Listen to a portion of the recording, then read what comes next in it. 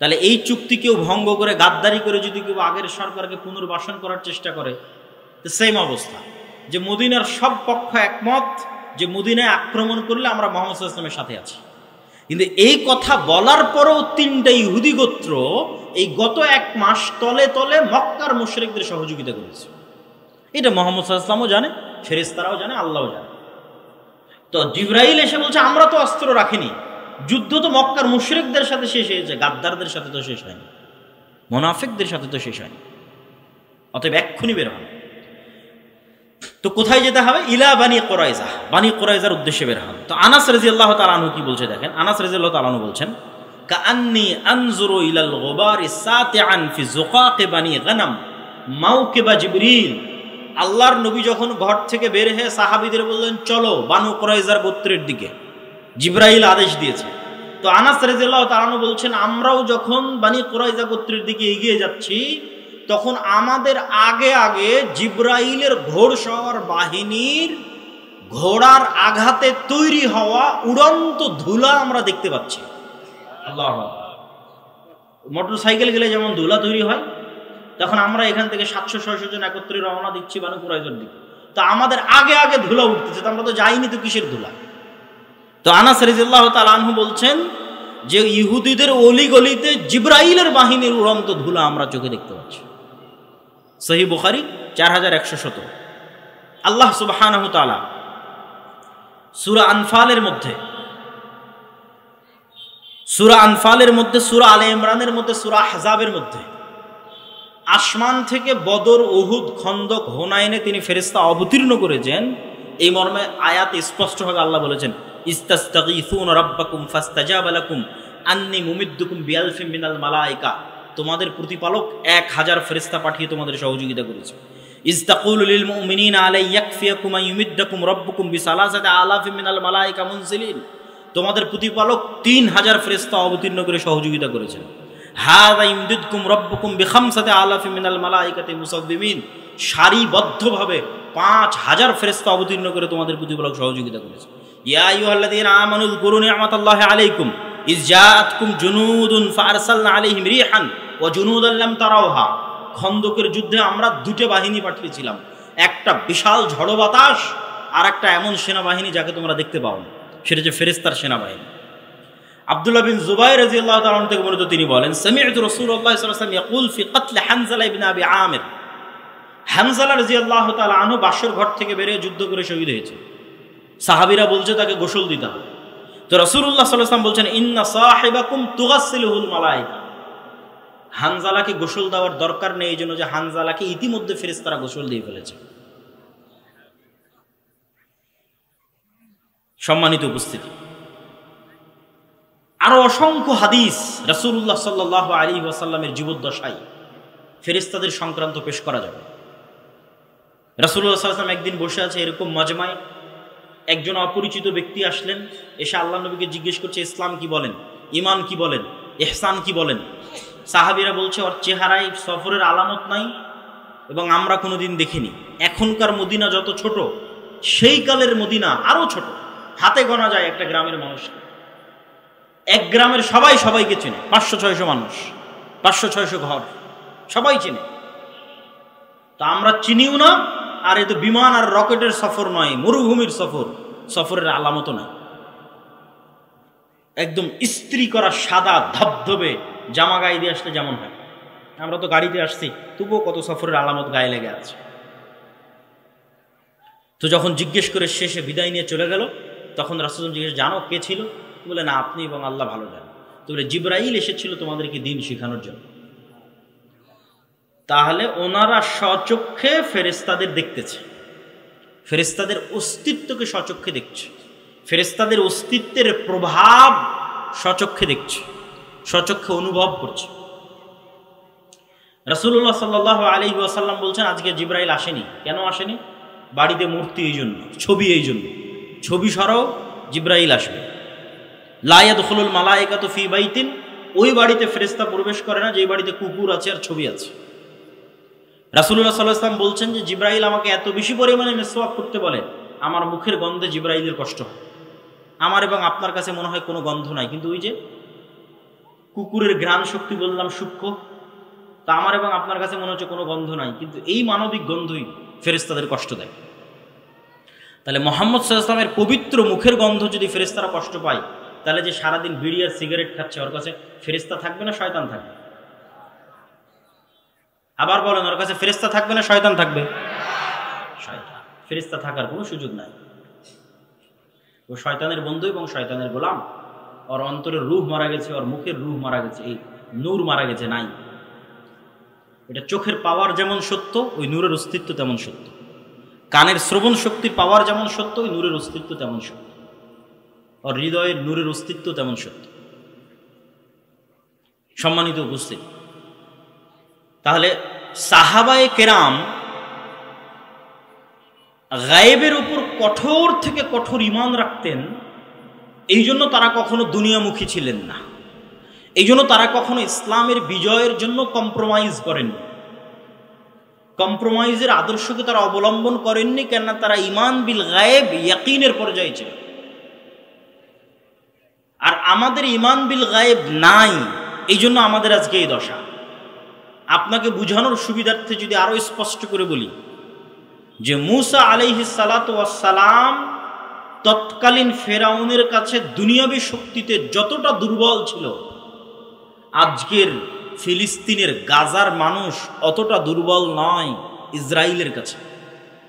আরো যদি ঘুরিয়ে বলি, আজকের ইসরায়েলের কাছে ফিলিস্তিনের গাজার মানুষ যত দুর্বল, আজ থেকে 3000-4000 বছর আগে ফেরাউনের কাছে মূসা আলাইহিস সালাম তার চেয়ে শতগুণে বেশি দুর্বল ছিলেন দুনিয়াবী দিক থেকে, দুনিয়াবী শক্তি ক্ষমতার দিক থেকে।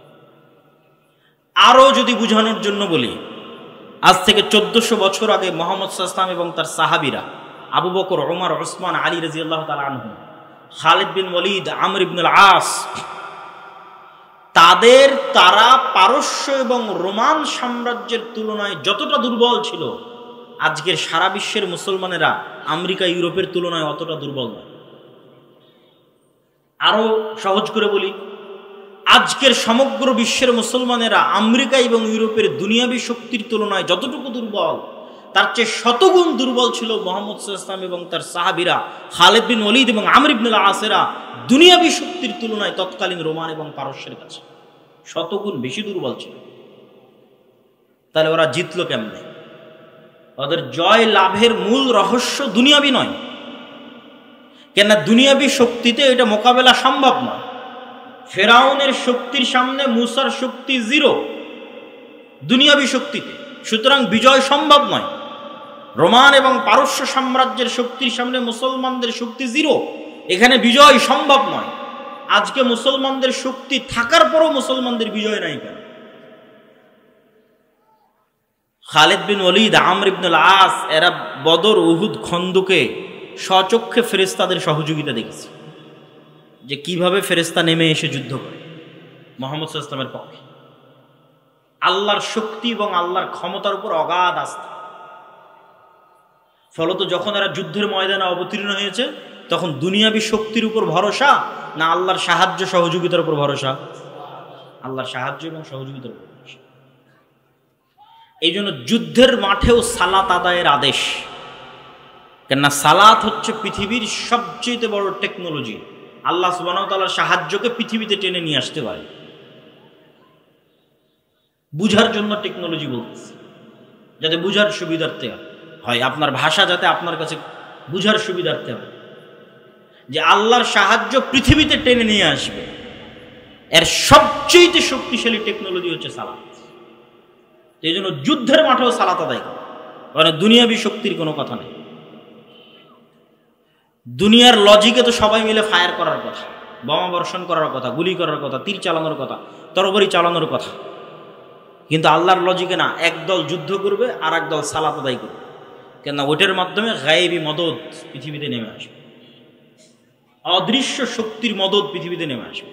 দুনিয়াবী শক্তি দিয়ে মুসলমানদের বিজয় সম্ভব নয়।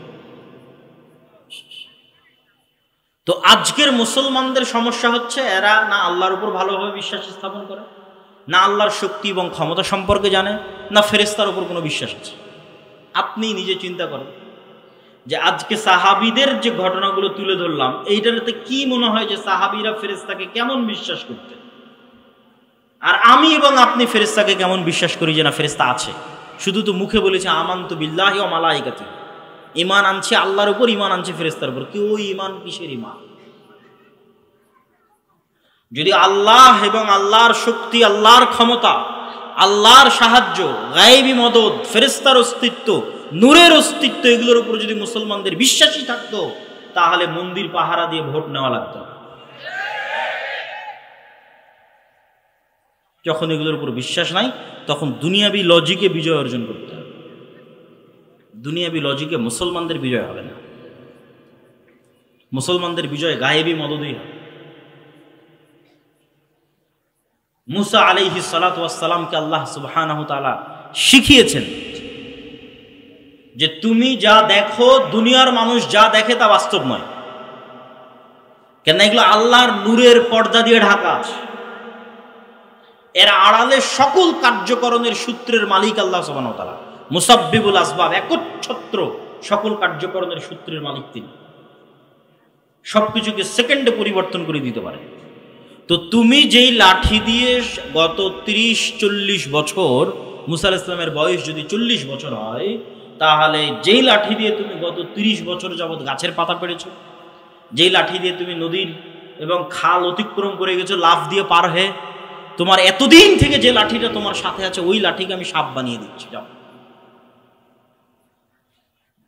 বাহির থেকে নিয়ে আসা কোনো লাঠি নয়, যেটা উনি গত 15-20 বছর থেকে নিজের সাথে বহন করছে, সেই লাঠি। আল্লাহ বাহির থেকে একটা লাঠি দিলে দিয়ে বলো যে দেখো এটা লাঠি, এটাকে আমি সাপ বানিয়ে দিয়েছি না।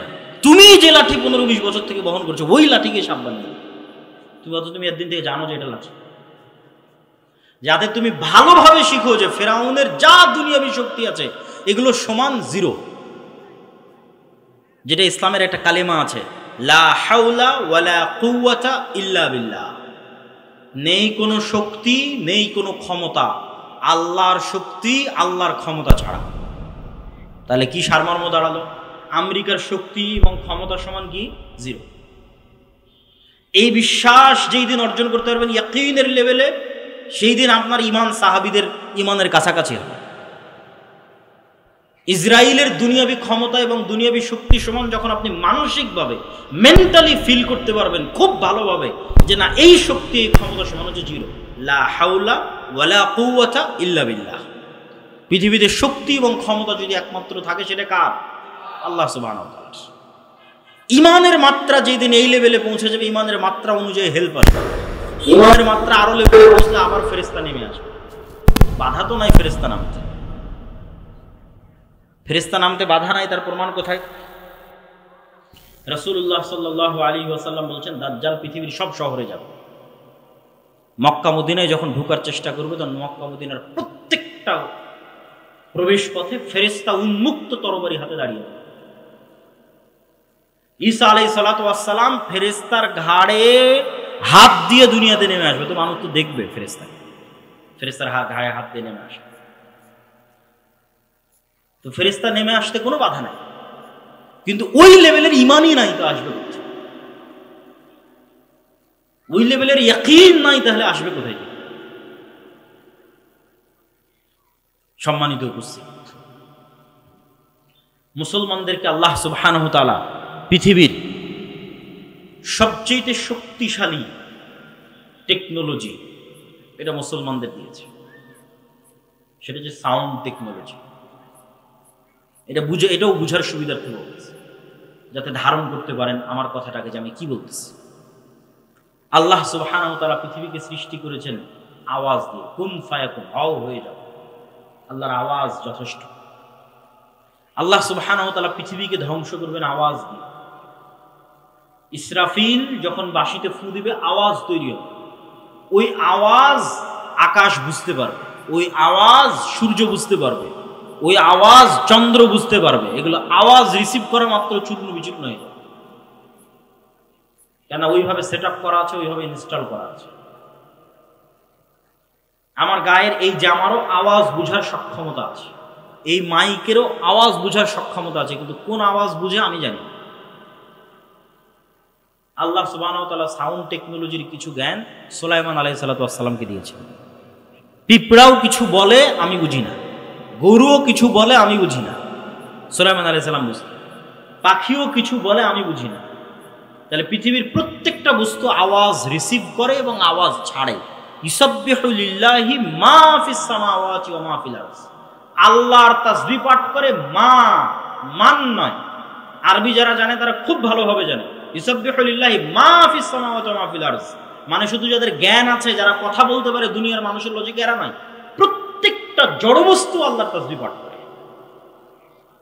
তো জড় বস্তু যে আল্লাহর তাসবিহ পাঠ করে আমি যে শুনতে পাই না, আমার শোনার সীমাবদ্ধতা, কিন্তু প্রত্যেকটা বস্তু আওয়াজ বের করে এবং আওয়াজ রিসিভ করে।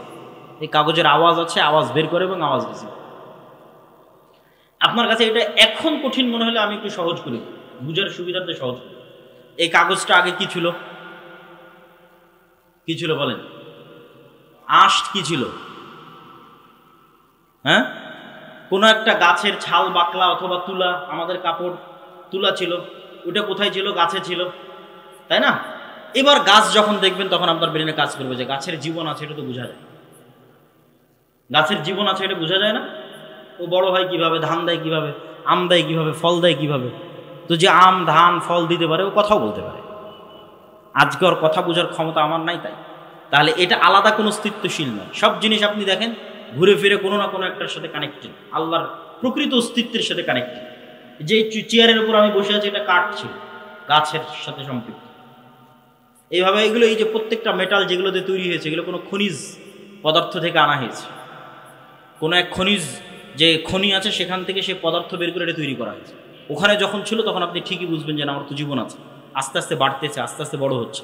এখন ওখান থেকে বের করে আপনি ক্যামেরা বানিয়েছেন, তাই এখন কথা বলতে পারে না, শুনতে পারে না, এটা ভয়। ইরানের রাজধানীতে এবং কাতারে হামাসের এবং ইরানের যে বিজ্ঞানীদের হত্যা করা হয়েছে, এর বেশিরভাগগুলোকে মোবাইল বিস্ফোরণে হত্যা করা হয়েছে। এই জন্য আফগানিস্তানের সরকার মাঝখানে সম্পূর্ণ নেটওয়ার্ক এবং ইন্টারনেট বন্ধ করে দিয়েছিল ভয়। আমি এখানে বসে থাকবো, এই মোবাইল ওয়েভ রিসিভ করতে পারে, ওয়েভ রিসিভ করে দেখেই তো কথা বুঝতে পারি আমি, মানে কথাটা তো ওয়েভের মাধ্যমে আসতেছে, আমি মেসেজ দিচ্ছি ওয়েভের মাধ্যমে যাচ্ছে। তো যখন কোনো এক লেভেলের ওয়েভ ছাড়বে, যেই লেভেলের ওয়েভ ছাড়লে এটা এখানেই বিস্ফোরণ হবে। এই টেকনোলজি ইসরায়েল অর্জন করেছে। তো ঠিক যেমন এই মোবাইল আজকের আধুনিক প্রযুক্তিতে ওয়েভ রিসিভ করতে পারে, আল্লাহ সুবহানাহু ওয়া তাআলার মাধ্যমে এই মোবাইল আওয়াজও রিসিভ করে। সাউন্ড টেকনোলজি, আওয়াজ, এটা পৃথিবীর সবচেয়ে শক্তিশালী। এটা বিজ্ঞানীদের পক্ষে আবিষ্কার করাও সম্ভব নয়, ভবিষ্যতেও কোনোদিন সেভাবে তারা আবিষ্কার করতে পারবে। এইটা আল্লাহ মুসলমানদের দিয়েছে। সেটা কি? সেটা হচ্ছে কোরআন। কোরআন কার সাউন্ড, কার আওয়াজ? এটা আল্লাহর আওয়াজ, সাউন্ড। কোরআন যেটা আমরা তেলাওয়াত করতেছি এটা স্বয়ং আল্লাহর আওয়াজ, স্বয়ং আল্লাহ সুবহানাহু ওয়া তাআলার সাউন্ড। এই জন্য রাসূল সাল্লাল্লাহু আলাইহি ওয়াসাল্লাম বলতেছে যে কিয়ামতের পূর্ব মুহূর্তে আল্লাহু আকবার ধ্বনিতে প্রাচীর পড়ে যাবে, শহর বিজয় হবে আল্লাহু আকবার ধ্বনি। জিকির এই জন্য খুব পাওয়ারফুল। জাকারিয়া আলাইহিস সালাতু ওয়াস সালাম যখন আল্লাহ সুবহানাহু ওয়া তাআলার কাছে চাইলেন সন্তান, বার্ধক্য বয়স, তা আল্লাহ সন্তানের ওয়াদা দিলেন, তিনি বুঝতে পারছেন না কেমনে সন্তান। তখন আল্লাহ বলছেন তুমি সকাল সন্ধ্যে জিকির করো। এই সকাল সন্ধ্যে জিকিরই এই অসম্ভবকে সম্ভব করে দিবে যে বার্ধক্য বয়সে তোমার বন্ধে স্ত্রী সন্তান হয়ে। কেন? সকাল সন্ধ্যার জিকির তো সাউন্ড তৈরি করবে। লা ইলাহা ইল্লাল্লাহ, লা হাওলা ওয়ালা কুওয়াতা ইল্লা বিল্লাহ, সুবহানাল্লাহি ওয়া বিহামদিহি সুবহানাল্লাহিল আযীম। তো এই সাউন্ডগুলো যেমন এখন ইনস্ট্যান্ট ওয়েভের মাধ্যমে আমেরিকা পৌঁছে যাচ্ছে, কোনো না কোনোভাবে এগুলো সরাসরি আল্লাহ সুবহানাহু ওয়া তাআলার কাছে পৌঁছে যাচ্ছে, সাথে সাথে আল্লাহ সুবহানাহু ওয়া তাআলা সাথে সাথে শুনতে পাচ্ছে। তখন এগুলো পুনরায় এগুলোর প্রভাব পৃথিবীতে ফিরে আসতেছে। কোরআন তেলাওয়াত করতেছেন, এটা শক্তি, পাওয়ার হাউস। কোরআন বুঝা, কোরআনের জ্ঞান অর্জন করা, সালাত আদায় করা, এগুলো হচ্ছে মুসলমানদের শক্তির জায়গা। ঈমান বিল গায়েব, এগুলো হচ্ছে মুসলমানদের শক্তির জায়গা। সম্মানিত উপস্থিতি, ফেরেশতার অস্তিত্বের উপর বিশ্বাস স্থাপনের একটা উদাহরণ দিয়ে আজকের বক্তব্যের শেষের দিকে যাব। এতক্ষণ তো ফেরেশতাদের ঈমান বিল গায়েবের একটা পার্টের আলোচনা করেছি আজকে, সেটা হচ্ছে ফেরেশতাদের অস্তিত্ব। 6টা ঈমান বিল গায়েব। আমাদের একটা বই আসতেছে সামনে, আল্লাহর পথে যাত্রা, আগামী 6-7 নভেম্বর সালাফি কনফারেন্সে কিছু কপি পাওয়া যাবে। আগামী 6-7 মানে এই 3-4 দিন পরে, আগামী বৃহস্পতিবার শুক্রবার, এখান থেকে বেশি দূরে নয়, আল জামিয়া সালাফি ডাঙ্গিপাড়া পাওয়ার আছে। দেশ বিদেশের আলেম ওলামা উপস্থিত থাকবে, আপনাদের দাওয়াত থাকলো, উপস্থিত হবেন তো ইনশাআল্লাহ? ইনশাআল্লাহ।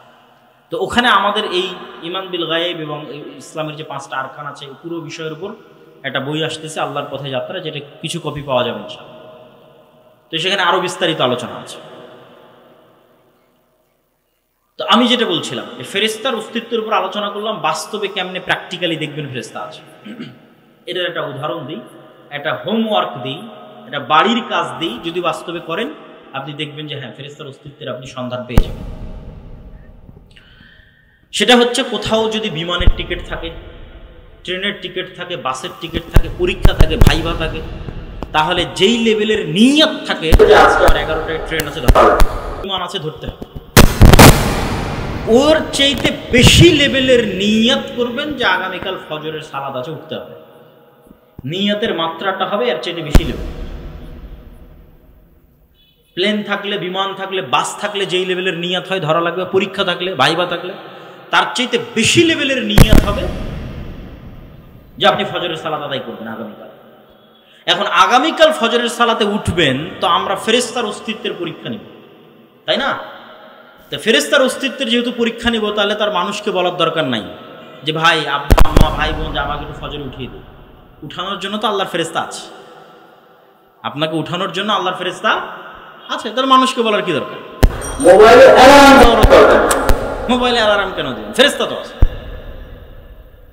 আপনি ফেরেশতার একটু নিকটবর্তী হন, দেখেন যে বাস্তবে ফেরেশতা আপনাকে উঠিয়ে দেয় কিনা।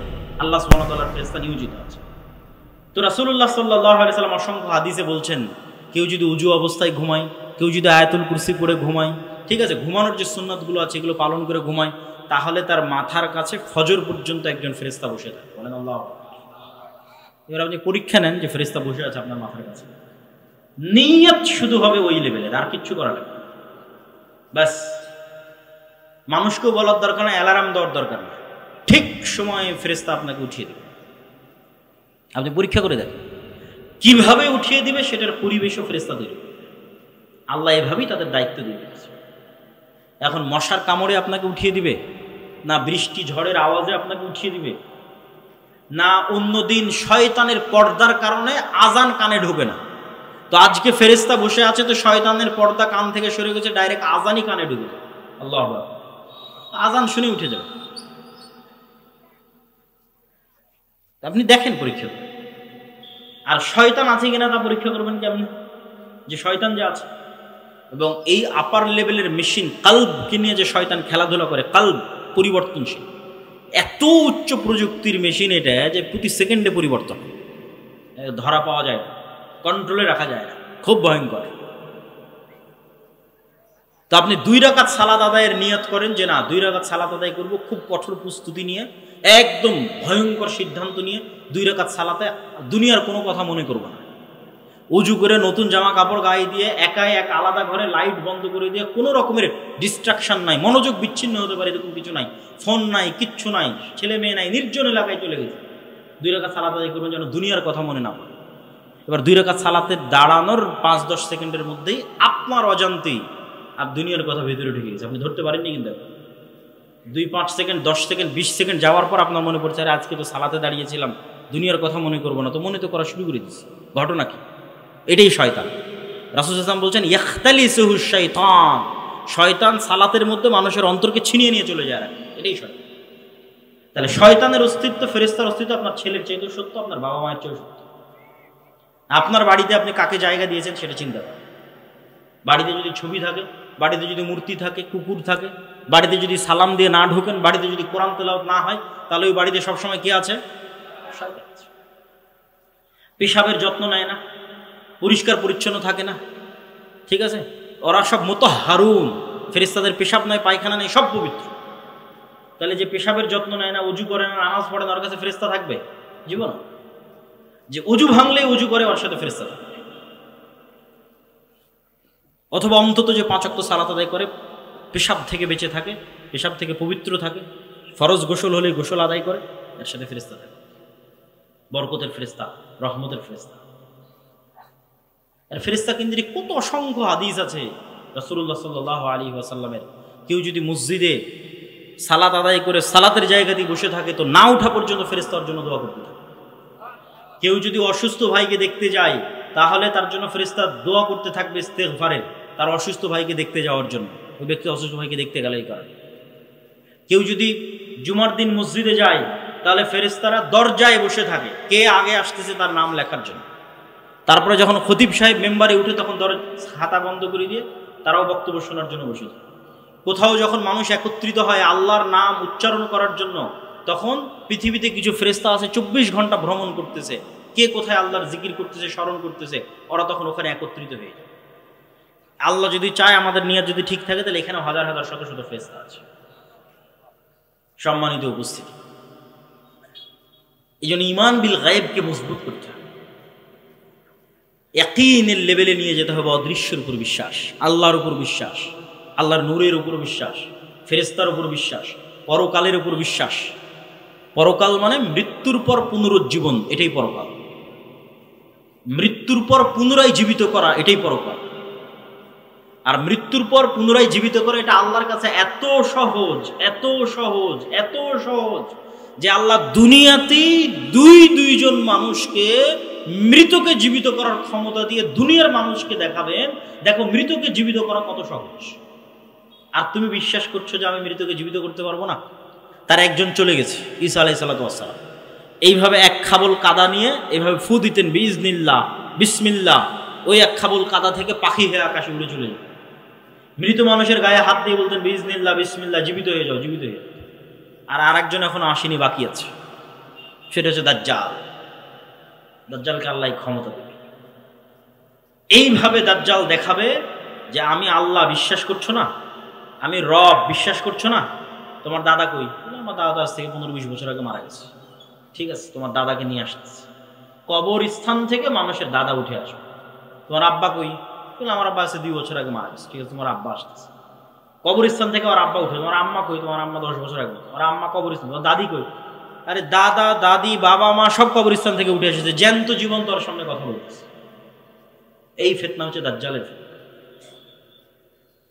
তাহলে দুনিয়াতে মানুষই মানুষকে জীবিত করবে আল্লাহর অনুমতিতে, ডাল ভাতের মতো। এটা আপনার কাছে আশ্চর্য মনে হচ্ছে? ঠিক আজ থেকে 100 বছর আগে যদি মহাদেবপুরে কেউ বক্তব্য দিয়ে গেছে, যদি দিয়ে গিয়ে থাকে, এরকম 500-1000 মানুষ যদি বসে থাকে আর যদি বলে থাকে যে এখানে কথা বললে সরাসরি আমেরিকায় শোনা যাবে, এরকমই হেসেছে, এই কিরে আমি এখন কথা বলবো আমেরিকায় শোনা যাবে, পাগল নাই? আর এখন আপনারা দেখতেছেন যে আপনি কথা বলছেন, ইংল্যান্ড আমেরিকায় শোনা যাচ্ছে, ওই যে মোবাইল। এইরকম এটা একদম পানির মতো সহজ হয়ে যাবে। আজ থেকে 100 বছর আগে যেমন এখানে কথা বলবো আমেরিকায় লাইভ দেখা যাবে, আমেরিকায় চলবে, এখানে লাইভ দেখা যাবে, এটা যেমন অসম্ভব ছিল, আজকে যেমন একদম ইজি সহজ হয়ে গেছে, এই রকম সহজ হয়ে যাবে দাজ্জালের জন্য মৃতকে জীবিত করা, এবং সত্য এবং বাস্তব। আর এরকম সহজ আল্লাহ করে দিয়েছিলেন ঈসা আলাইহিস সালামের জন্য মৃতকে জীবিত করা, সহজ এবং বাস্তব, যাতে মানুষের ঈমান ইয়াকিন হয় যে আমরা মরলে আল্লাহ আমাদের কি করতে পারবে? বলেন তো, কি করতে পারবে? জীবিত করতে পারবে। সম্মানিত উপস্থিতি, আর দাওয়া ইলাল্লাহর পক্ষ থেকে আজকের আয়োজন। দাওয়া ইলাল্লাহ মানে কি জানেন কিনা আল্লাহই ভালো জানেন। দাওয়া ইলাল্লাহর সবচেয়ে বড় কাজ হচ্ছে দেশব্যাপী মক্তব প্রতিষ্ঠা করা, মসজিদ ভিত্তিক দাওয়াতি কাজ করা। সেই মক্তব প্রতিষ্ঠা করতে গিয়ে আমরা ইতিমধ্যে ট্রেনিং সহ প্রায় 600 মক্তব পরিচালিত হচ্ছে, বলেন আলহামদুলিল্লাহ। যে 600 মক্তব জামিয়া সালাফিয়া ডাঙ্গিপাড়া পাওয়া রাজশাহীতে 600 মক্তবের ইমামেরা গেছে, ট্রেনিং নিয়েছে, মক্তবের শিক্ষার্থীদের বই দেওয়া হয়েছে, তাদের যাতায়াত খরচ দেওয়া হয়েছে, থাকা খাওয়ার খরচ বহন করা হয়েছে, প্রশিক্ষণের খরচ বহন করা হয়েছে। এই মক্তবগুলোর মধ্যে এখন প্রতিযোগিতা চলতেছে দেশব্যাপী, জাতীয় মক্তব প্রতিযোগিতা, যেটা বাংলাদেশের টিভি চ্যানেলে রমজান মাসে প্রচারিত হবে। মোটামুটি 50 লক্ষ টাকার মতো খরচ হবে। এটা বাংলাদেশের ইতিহাসে মক্তব কেন্দ্রিক প্রথম কোনো জাতীয় প্রতিযোগিতা। এই দাওয়া ইলাল্লাহর পক্ষ থেকে আজকের এই প্রোগ্রাম আয়োজন হয়েছে। তো এই প্রোগ্রাম আয়োজনের ক্ষেত্রে আপনাদের স্বতঃস্ফূর্ত সহযোগিতা, হয়তো স্বেচ্ছাসেবক ভাইয়েরা আপনাদের মধ্যে যাবে, আমি যাওয়ার জন্য দত্ত আহ্বান জানাচ্ছি। আমি আপনাদের স্বতঃস্ফূর্ত সহযোগিতা কামনা করি। কেন? যেমন পৃথিবীতে প্রত্যেকটা কাজের পাল্টা প্রতিক্রিয়া থাকে, এই প্রত্যেকটা কাজের প্রতিক্রিয়া আপনি কিয়ামতের মাঠে পাবেন। পৃথিবীতে কোনো কিছু হারায় না। বিজ্ঞানীরাও বলতেছে পৃথিবী থেকে কোনো কিছু ধ্বংস হয় না, শুধু পরিবর্তন। ওই কাঠ জ্বালালেন ওটা ছাই হয়, হারিয়ে যাবে না, কোনো না কোনোভাবে থাকবে। তো আপনি এখানে 1 টাকা দান করবেন, এটা হারিয়ে যাবে না, এটার প্রভাব কিয়ামতের মাঠে দেখা যাবে। আর কিয়ামতের মাঠে টাকার যখন খুব দরকার পড়বে তখন টাকা নাই। যেমন দুনিয়াতে কেস, কোর্ট কাচারি, মামলা মোকদ্দমা অনেক টাকা খরচ হয়ে যায়। তো দুনিয়ার আদালতেও তো কেস লাগবে, মানুষ যে কেস দিবে, মামলা দিবে, যে আল্লাহ আমার এত টাকা মারে খাইছে, অমুক করেছে তুমুক করেছে, তো টাকা লাগবে জরিমানা দেওয়ার জন্য, পরিশোধ করার জন্য। কখন কার নামে গীবত করেছেন, পরিশোধ তো করতে হবে। যদি টাকা না থাকে তাহলে ওর গুনাহের ভাগ নিয়ে পরিশোধ হতে হবে। আর যদি আগে থেকেই ব্যাংক ব্যালেন্সে ভালো টাকা, যেমন দুনিয়াতে যদি মোটামুটি আপনার ভালো টাকা থাকে মামলা মোকদ্দমা পরিচালনা করা সহজ হয়, তো আগেই আপনি পরকালের ব্যাংক ব্যালেন্সে ভালো টাকা পয়সা জমা করে গেছে, কিয়ামতের মাঠে যখন বিপদে পড়বেন সেগুলোই কাজে লাগে। আর দুনিয়ার ব্যাংক ব্যালেন্সে টাকা রাখলে আর কতটুকুই বা বাড়বে? আল্লাহর কাছে টাকা রাখলে আল্লাহ সুবহানাহু ওয়া তাআলা 1 গুণ, 10 গুণ, 700 গুণ, তার চাইতেও বেশি আল্লাহ সুবহানাহু ওয়া তাআলা বাড়াতে পারে। আল্লাহু আকবার। তাই পরকালে আমাদের খুব টাকা পয়সার দরকার হবে, খুবই, কিন্তু সেটা ওখানে আর উপার্জন করার সুযোগ হবে না, এখান থেকেই ব্যবস্থা করে যাবে। এই জন্য আল্লাহ সুবহানাহু ওয়া তাআলা বলেছে, আমি বিক্রি করে দিয়েছি জান্নাতকে, যারা জীবন দিয়ে দিয়েছে তাদের কাছে, আর যারা টাকা দিয়ে জান্নাত কিনেছে তাদের কাছে। এই দুইজনের কাছে জান্নাত বিক্রি, আল্লাহ সুবহানাহু ওয়া তাআলা জান্নাত বিক্রি করে। সম্মানিত উপস্থিত, আমি আজকে এখানে এসেছি, গত বছর এসেছিলাম মনে হয়, তার আগের বছর হয়তো আসা হয়নি এরকম কিছু, তো কোনোবার হয়তো আব্দুর রাজ্জাক বিন ইউসুফ উস্তাদজি মিস গেছে, আজকে সবাই আছে। আবার কবে এভাবে সবাই একত্রিত হতে পারবো আল্লাহ সুবহানাহু ওয়া তাআলা বলেছেন। বারবার সব উপজেলায় আমাদের যাওয়া সম্ভব হবে এটা আসলে হয় না। 600-র মতো উপজেলা, জালসা উপজেলা প্রোগ্রামের মাস 2-3 মাস, 70-80টা প্রোগ্রাম করলে ক্লান্ত হয়ে যাবেন, প্রতিদিন প্রোগ্রাম। তাহলে 600 উপজেলায় কিভাবে যাবে? তাহলে আমাদের সাথে স্থায়ী সম্পর্ক রক্ষার সবচেয়ে বড় মাধ্যম হচ্ছে মাসিক আল ইতিসাম। আজ আসি, কাল না আসি, পরশু আসি, তারপরের দিন না আসি, প্রতি মাসে মাসিক আল ইতিসাম আপনার কাছে আসবে। আমি নিজে প্রতি মাসে 3টা লেখা লিখি মাসিক আল ইতিসামে, প্রত্যেক মাসে 3টা লেখা, একটা সম্পাদকীয়, একটা মিন্নাতুল বারী 3য় খণ্ড হাদিসের ব্যাখ্যা, আর একটা স্বাভাবিক যে কোনো চলমান লেখা। এত ব্যস্ততার মধ্যে 3টা লেখা কন্টিনিউ আপনাদের জন্য। তা আপনারা যদি মাসিক আল ইতিসাম না নেন তাহলে যে আজকের আপনাদেরকে আমার দেখা, আমার আপনাদের দেখাই বিশেষ। আর যদি মাসিক আল ইতিসামের গ্রাহক এবং এজেন্ট হয়ে যান, 1 বছর সমান মনে হয় 450 কি 500 টাকা লাগে। 1 বছর মানে পুরো 1 বছরের টাকা মাত্র 500 টাকা দিবেন, 12 মাস আপনার ঠিকানা আসতে থাকে। এটা হলো আমাদের সাথে স্থায়ী সম্পর্ক। আর আমাদের লিখিত যে বই পুস্তকগুলো আছে সেগুলো মোটামুটি আমাদের জ্ঞান আপনাদের কাছে পৌঁছে দেওয়ার একটা মাধ্যম। সেটা আমার লিখিত বই হোক, ফিলিস্তিন হোক, শায়েখ আব্দুর রাজ্জাক বিন ইউসুফের বই হোক, সালাত হোক, দোয়া হোক, অথবা আমার আম্মার লিখিত বই হোক, এগুলোকে মূল্যায়ন করার চেষ্টা করি। আমাদের ছাত্রদের একটা পত্রিকা আছে বিশ্বলয়, আমাদের ছাত্ররা বের করে, ওর ডিজাইন থেকে শুরু করে লেখনী থেকে শুরু করে সবই আমাদের ছাত্রদের, সেটাকে মূল্যায়ন করার চেষ্টা করি।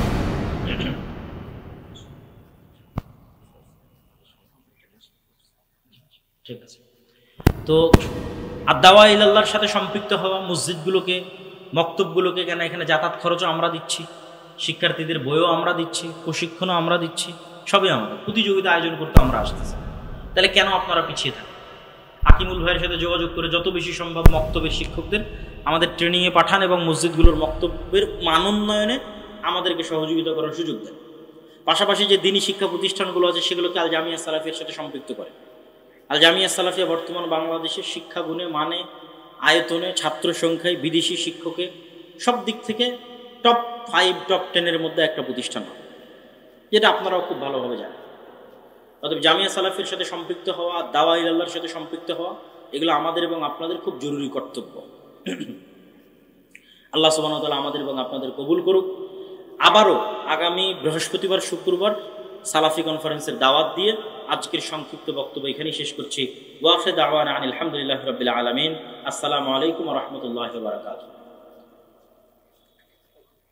আর মেহমানের ঘোষণা দেব? আচ্ছা, ঘোষণা দিই তারপরে বলবেন। হ্যাঁ, ঘোষণা দিবে দিবে? আচ্ছা ঠিক আছে। লিল্লাহে তাকবীর, লিল্লাহে তাকবীর। अस्सलामु अलैकुम व रहमतुल्लाह। मोहतरम सामिईन किराम, दिलों को गर्मा देने वाले, ईमान को ताज़ा कर देने वाले लम्हात आप करीब आ चुके हैं। वो शख्सियत जिनके बयानात से अकीदा मजबूत होता है, दिलों में इश्क रसूल सल्लल्लाहु अलैहि वसल्लम जाग उठता है और लोगों के दिल कुरान और सुन्नत की रोशनी से